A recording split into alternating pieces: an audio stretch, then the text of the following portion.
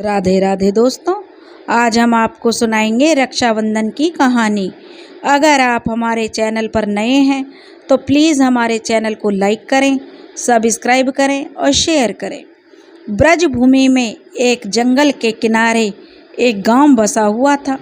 जंगल के किनारे ही एक टूटी फूटी सी झोपड़ी बनी हुई थी। उस झोपड़ी में एक छोटी सी बच्ची जिसकी उम्र लगभग 7 साल थी, वह अपनी दादी के साथ रहती थी, जिसका नाम दादी ने बड़े प्यार से चंदा रखा था। चंदा का इस दुनिया में उसकी दादी के अलावा कोई नहीं था। उस बूढ़ी दादी के पास भी कमाई का कोई साधन नहीं था। वह बेचारी बूढ़ी भी थी और गरीब भी थी।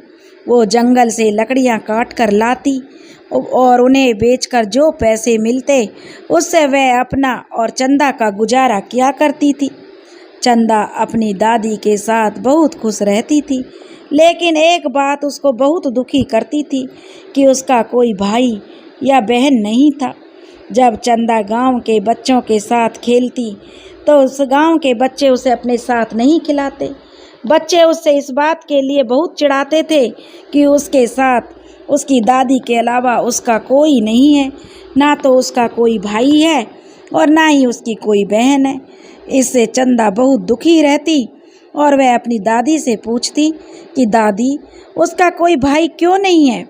तब उसकी दादी ने उसे बड़े प्यार से बताया, कौन कहता है चंदा कि तेरा भाई नहीं है? ते है ना तेरा भाई, वो मुरली वाला कृष्ण कन्हैया तेरा भाई है। ऐसा कहकर दादी लड्डू गोपाल की ओर इशारा कर देती। चंदा की झोपड़ी में एक लड्डू गोपाल की एक बहुत पुरानी और बहुत सुंदर सी प्रतिमा रखी थी। चंदा की दादी उसकी बड़े मन से सेवा किया करती थी। सुबह उठती, नहाती धोती और जो भी घर में होता उसका भोग लगाती। लड्डू गोपाल को खुद और चंदा फिर भोजन करती। फिर दादी जंगल में जाती और बड़ी मेहनत करके सूखी लकड़ियां इकट्ठा कर कर लाती और उन्हें बेचती। यही उनकी दिनचर्या थी और जो समय बचता उसमें दादी मन लगाकर लड्डू गोपाल की सेवा किया करती। चंदा अपने भोलेपन के कारण लड्डू गोपाल को ही अपना भाई मानने लगी। वह जब भी दुखी होती तो वह लड्डू गोपाल से ही बातें किया करती और कहती, भैया तुम मेरे साथ खेलने क्यों नहीं आते हो? सब बच्चे मुझे चिढ़ाते हैं, तुम मुझसे क्या रूठ गए हो जो तुम घर ही नहीं आते? मैंने तो तुम्हें कभी देखा भी नहीं है। अपनी बाल और मासूमियत से लड्डू गोपाल से वह अपना सारा दुख कह देती। जो भी उसके मन में होता बाल मन था, क्योंकि बच्चे तो निश्चल भाव के होते हैं। चंदा का प्रेम निश्चल था। वह अपने भाई को पुकारती थी। सच्चे प्रेम के आगे तो भगवान भी नतमस्तक हो जाते हैं, लेकिन उन्होंने कभी कोई उत्तर नहीं दिया चंदा को। चंदा रोज उनसे ढेर सारी बातें करती, पूरे दिन की बातें करती। क्या बच्चों ने उसे चिढ़ाया, किस बात का उसे बुरा लगा, वह अपने भाई को सारी बातें बताती।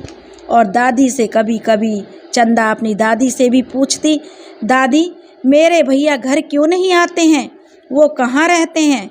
तब उसकी दादी उसे टालने के लिए कह दिया करती कि चंदा तेरा भाई जंगल में रहता है, एक दिन वह जरूर आएगा। तब चंदा ने पूछा, क्या उसको जंगल में डर नहीं लगता?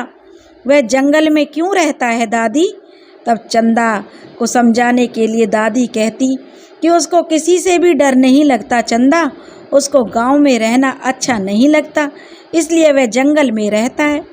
अब चंदा खुशी खुशी सब बच्चों से कहती कि उसका भी भाई है जो जंगल में रहता है, लेकिन सब बच्चे उसकी खिल्ली उड़ाते। अब धीरे धीरे रक्षाबंधन का दिन पास आने लगा। गांव में सभी लड़कियों ने अपने भाइयों के लिए राखी खरीदी। चंदा को वो चिढ़ाने लगी कि तेरा तो भाई ही नहीं है, तू किसे राखी बांधेगी। अब चंदा का सब्र का बांध टूट गया। वह घर आकर जोर जोर से रोने लगी। तब उसकी दादी ने पूछा, चंदा क्या बात है, तू क्यों रो रही है?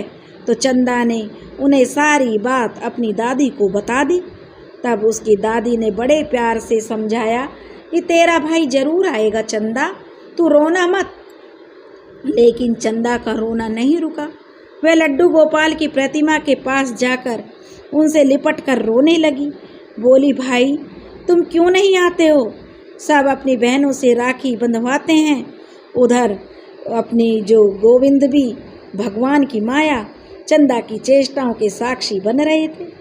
उधर रोते रोते चंदा को याद आया कि दादी ने कहा था कि उसका भाई तो जंगल में रहता है। फिर क्या था, वह दादी को बिना बताए नंगे पैर जंगल की ओर दौड़ पड़ी। उसने मन में ठान लिया था कि वह आज अपने भाई को लेकर ही आएगी। जंगल के कांटों भरी राह पर वह मासूम चंदा दौड़े जा रही थी और भगवान गोविंद उसके साक्षी बन रहे थे। तभी श्री हरि गोविंद पीड़ा से करहा उठे। उनके पांवों से भी खून बह निकला। आखिर हो भी क्यों ना हो, भगवान श्री हरि का कोई भक्त अगर पीड़ा में हो और भगवान को पीड़ा ना हो, ऐसा कैसे संभव है?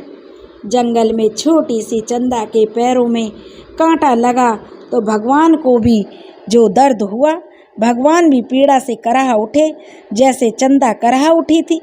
उधर चंदा के पांव से भी रक्त बह निकला और वह वहीं बैठकर रोने लगी। तभी भगवान ने भी अपने पैर पर उसी स्थान पर हाथ फेरा जहाँ कांटा लगा था। पलक झपकते ही चंदा के पैर से भी रक्त बहना बंद हो गया और दर्द भी बंद हो गया था चंदा का। अब चंदा फिर से जो है आगे की ओर जंगल में बढ़ चली, दौड़ने लगी। इस बार उसका पांव कांटों से छलनी हो गया, लेकिन नन्ही चंदा दौड़ती रही, भागती रही, रुकी नहीं। उसको अपने भाई के पास जाना था। एक स्थान पर जाकर वह थक गई और थक कर रुक गई और वहीं बैठकर रो रो कर पुकारने लगी, भाई तुम कहाँ हो? मैं तुम्हें कहाँ ढूंढूं? तुम आते क्यों नहीं हो? अब श्री गोविंद के लिए एक पल भी रुकना कठिन था। वह तुरंत उठे और 12-13 बरस के एक बालक के रूप में चंदा के पास आ गए।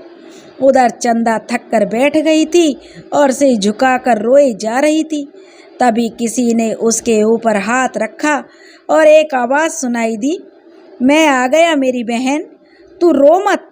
चंदा तू रो मत, मैं आ गया। चंदा ने सिर उठाकर देखा और बोली, क्या तुम मेरे भाई हो? तब भगवान श्री हरि ने उत्तर दिया, हाँ चंदा, मैं ही तुम्हारा भाई हूँ। यह सुनते ही चंदा अपने भाई से लिपट गई और फूट फूट कर रोने लगी।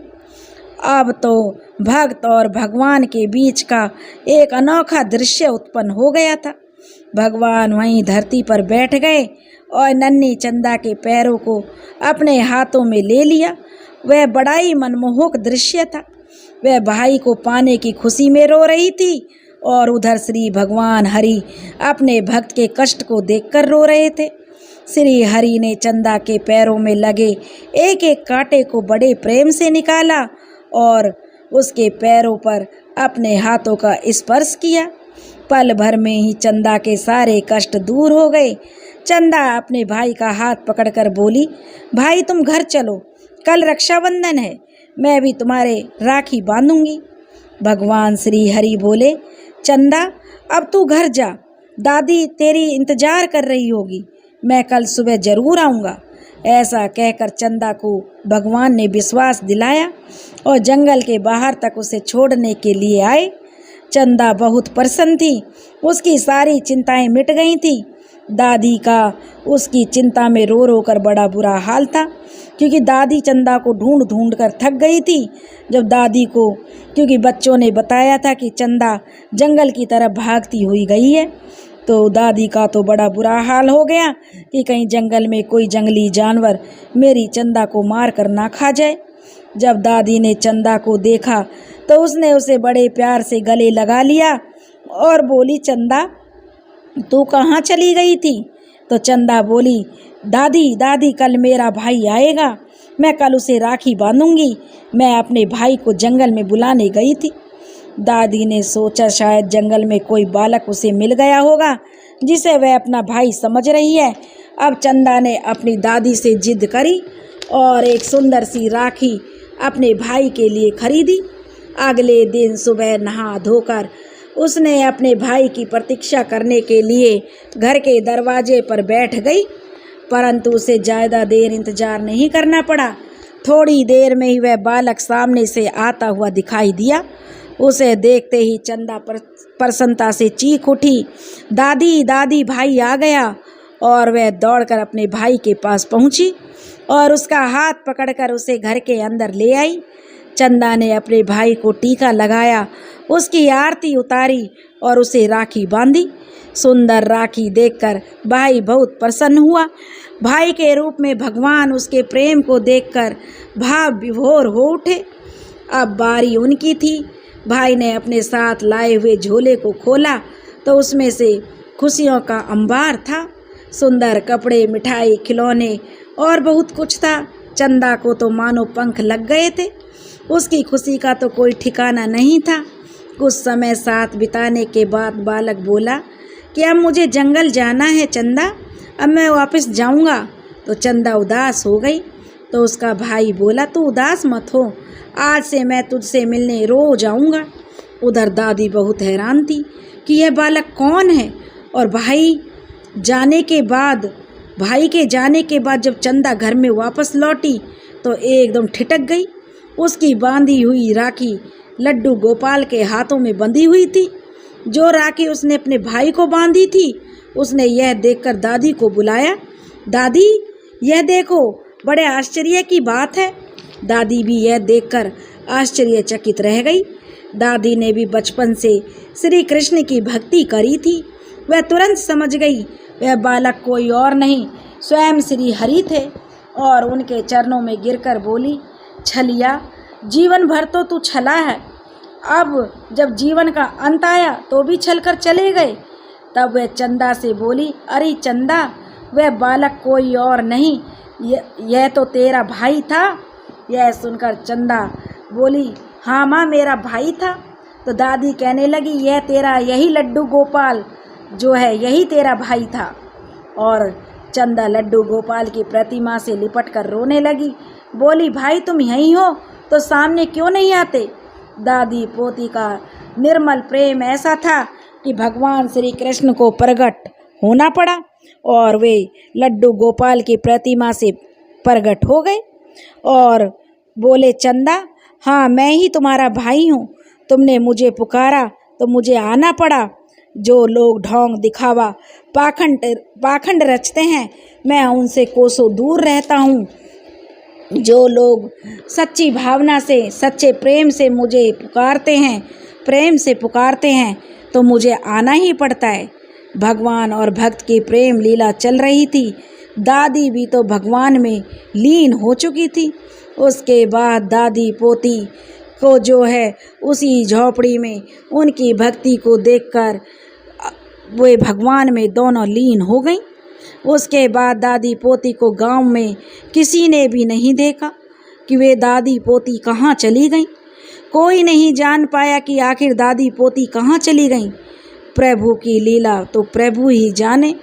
दोस्तों, अगर आपको हमारी कहानी पसंद आई हो तो प्लीज़ हमारे चैनल को लाइक करें, सब्सक्राइब करें और शेयर करें। राधे राधे।